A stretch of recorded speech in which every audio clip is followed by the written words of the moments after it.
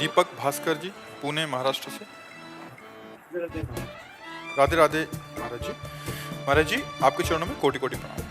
महाराज श्री रामचरितमानस में नाम वंदना अंतर्गत एक चौपाई चरण में गोस्वामी जी लिखते हैं, साधक नाम जपहि लय जाएं, होहि सिद्धि अनिमाधिक पाएं।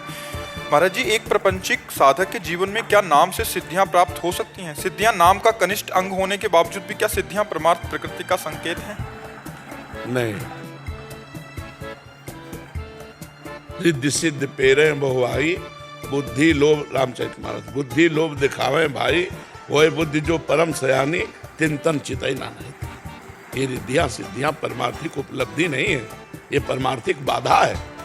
जी राम, परमार्थिक उपलब्धि राम कहें और आंखों से अश्रु बहने लगे, राधा कहें और रोमांच हो जाए, पुलकित हो जाए और हृदय कृत्य हो जाए और अब हृदय से निकल पड़े, अब कछुनाथ न चाही मोरे, चाह मिट जाना ही भगवत भजन का फल है। सब साधन कर यह फल सुंदर, प्रभु पद पंकज प्रीति निरंतर। अपने इष्ट में निरंतर डूबना, ये रिद्धियां सिद्धियां तो बाधक हैं, पर अगर चाहे तो मिल जाएगा। जो इच्छा करी हो मन माही, हरि प्रसाद कछ दुर्लभ नाही। भगवान के प्रसाद से सब कुछ प्राप्त हो जाता है। तो भक्त नहीं चाहता पर उसके पीछे लगी रहती है। आप विचार करके देखो, हनुमान जी महाभागवत है, तो माता जी ने आशीर्वाद दिया, अष्ट सिद्धि नौ निधि के दाता, अश्वर दीन जानकी माता। तो हनुमान जी सिद्धियों के गुलाम थोड़ी हैं। सिया राम रस में राम रसायन तुम्हारे पासा, सदा रहो रघुपति के दासा, ना कि सिद्धियों के। सिद्धियां तो है ही पीछे डोलती हैं। भगवान के भक्त के चरणों में तो विविध सिद्धियां डोलती, पर उन्हें स्वीकार नहीं करता। वो भगवान के दासत्व को स्वीकार करता है, भगवान के प्रेम को स्वीकार करता है। तो अगर नाम जप करे तो साधक सिद्धियों को प्राप्त कर सकता है। ऐसा नहीं कि उससे प्राप्त नहीं किया जा सकता, प्राप्त कर सकता है, पर वो सिद्धियां भगवत प्राप्ति में बाधक है। होय बुद्धि जो परम सयानी, तिन तन चितई ना नहीं। अगर सिद्धियों में फंस गया तो सिद्धियां माया ही तो है। जैसे एक ही समय में कई जगह उपस्थित हो जाना, दूसरे की मन की बात जान लेना, पर्वत में भी प्रवेश कर जाना, दूर दृष्टि बैठे बैठे यहाँ से बंबई में क्या हो रहा, कलकत्ता में क्या हो रहा, ब्रह्मलोक में क्या हो रहा, ये भी बता देना। तो ये सब है तो मायाकृत। आब्रह्म स्तंभ पर्यंतम सर्वम मायामयम जगत। हमारी सिद्धि ये है कि प्रिया प्रीतम इस समय क्या कर रहे हैं, उनके मन में क्या चल रहा है। मन मन की रुचि जान नेह विधि अनुसर है, और हम अपने प्रिया प्रीतम को सुख कैसे पहुंचाएं, ये सिद्धि। हमारी दृष्टि प्रिया प्रीतम में लगी है, इसके सिवा और किसी में नहीं। तो हम सही ठिकाने से चल रहे हैं। यदि रिद्धि सिद्धि तो बाधा हो जाएगी, भगवत प्रेम प्राप्ति में बाधा हो जाएगी। समझ पा रहे आप? महाराज जी, उसमें चिंतन में प्रभाव पड़ेगा, ऐसा बाधा किस रूप में आएगी महाराज जी? प्रभु से विलग होना ही बाधा है। चाहे कोई वस्तु व्यक्ति स्थान कुछ भी हो, हमारे प्रभु का स्मरण छुटा दे, हमारे प्रभु से विलग कर दे, तो सब माया ही है, सब माया ही है। जो व्यक्ति वस्तु स्थान हमारे प्रिय प्रभु का स्मरण हटा दे, वो माया ही है। और जिसके संयोग से प्रभु का स्मरण बढ़े, वो भक्ति है। चाहे कोई वस्तु व्यक्ति सिद्धि कुछ भी हो, जिससे प्रभु का स्मरण बढ़े। मैं का भी स्मरण करना था। भक्ति में ब्रह्म नहीं, माया नहीं, नहीं जीव नहीं काल, अपनी हूँ सुदिना रही, एक रहो नंदलाल। अपनी भी याद नहीं, एक केवल प्रीतम में डूबना। सर्वत्र भगवान देखना था, अब देखना नाटक शुरू हो गया माया का। प्रणाम नमस्कार यश कीर्ति भूल गया, प्रभु को भूल गया। बहुत विचित्र माया। इसीलिए गुरु चरणों का आश्रय लेकर निरंतर भजन परायण, प्रभु के चरणारविंद के अलावा और किसी में राजी ना होना, और किसी में राजी ना होना, ये परम चतुरता होगी भक्त की। राजी हो गया तो मनोरंजन पे छोड़ देंगे, प्रभु करो मनोरंजन। फिर जब होश आए रोगे तो फिर सतमार्ग मिल जाएगा।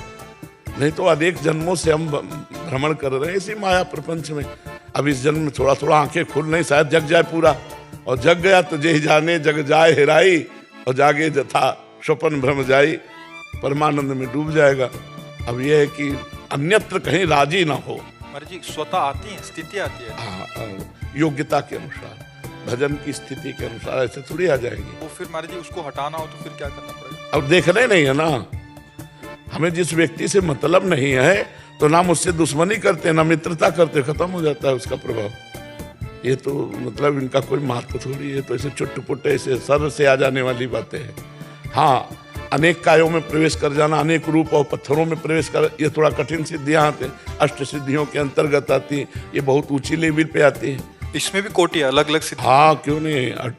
हाँ, 28 सिद्धियां तो ऐसी हैं जो बहुत जल्दी प्राप्त की जा सकती है। अष्ट सिद्धियां भगवान के पास रहती है, अणिमा महिमा लघिमा गरिमा आदि भगवान के पास रहती है। और ये सिद्धियां मतलब भगवत पर अपने को भगवान का दास बनना है कि भगवान के समान बनना है? भगवान के समान थोड़ी बनना, भगवान का दास बनना है। इसीलिए भक्तजन दीयमानम न ग्रहणंत बिना मत सेवनम जना, न सिद्धियां न मोक्ष कुछ नहीं स्वीकार करते, भगवान की दासता स्वीकार करते हैं। यहाँ अच्छे भोजन में 5 गुलाब जामुन में भगवान को भूल सकते हैं? नहीं भूल सकते। समोसा चटनी में भगवान को भूल सकते हैं? अगर समोसा चटनी पाते समय भगवान भूल गए तो इसका मतलब भगवान का महत्व तो कम हो गया, समोसा चटनी का ज्यादा हो गया। तो अगर इस डिग्री से हम थर्मामीटर लगा के अपने को नापे तो हम कहाँ के भगत हैं, कितने भगत हैं, अपने आप समझ में आ जाएगा।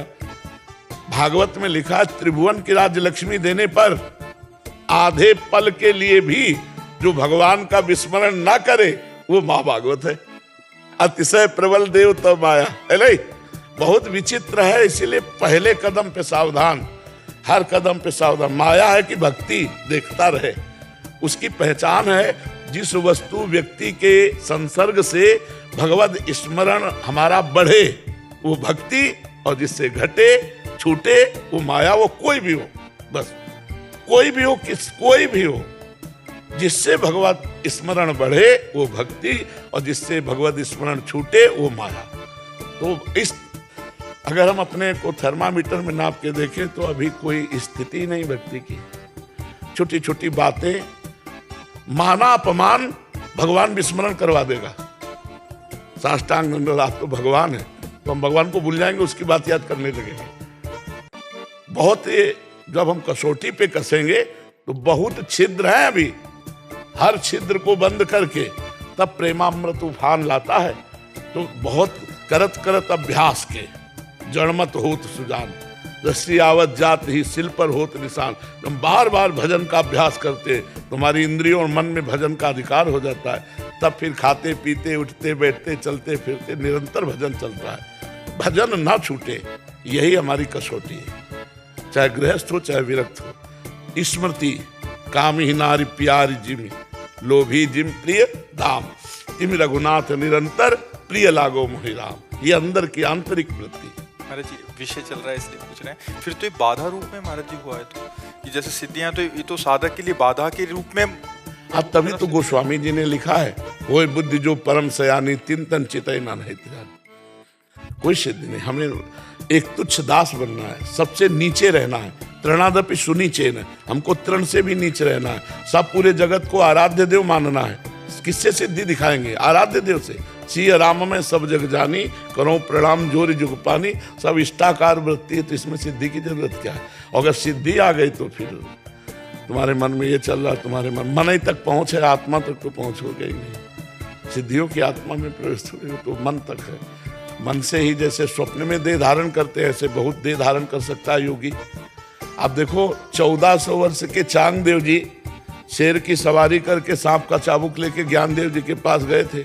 1400 वर्ष मृत्यु पर विजय प्राप्त किए थे, लेकिन उनको न ब्रह्मबोध था और न ऊंची भक्ति थी।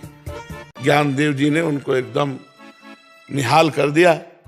1400 वर्ष में योग में नहीं प्राप्त कर पाए, तो ज्ञान देव जी ने कहा चबूतरे से चलो, तो चबूतरे चल पड़े, जड़ चबूतरा चल पड़ा। तो उनको लगा यार हमसे ज्यादा योगी है ये। साष्टांग दंडवत हुए, तो उन्होंने कहा अभी तुम कोरे बालक हो। वो समझते थे ज्ञानदेव जी को बालक है, और ज्ञानदेव जी ने उनको कहा अभी तुम बालक हो, बैठो चरणों में और फिर सुनो और फिर समझो, फिर चलो। बिना गुरु चरणों के और ब्रह्मबोध संपन्न महापुरुष के मिलने से ही, या भगवत प्राप्त महापुरुष के मिलने से ही हमारी मन और बुद्धि की वृत्ति भगवदाकार हो सकती है। अन्यथा इसे प्रपंचय में रहेगी, प्रपंचय में रहेगी। हम जिसको देखते हैं उसके देखने से जब वैराग्य हमारे अंदर आवे, संसार के भूख छूटने लगे, उनके वचन हमें अमृत के समान लगने लगे, हृदय में लगने लगे, कब भगवान को प्राप्त कर। जान लो सत्संग मिल गया। अगर ये प्रभाव नहीं मिल रहा तो या तो आपका हृदय बहुत मलिन है, या तो सत्संग ही नहीं मिला। नहीं, सत्संग का प्रभाव है, बिना ही प्रयास होई भवभंगा। बड़े भाग पाइप सत्संगा और बिना प्रयास हो भोग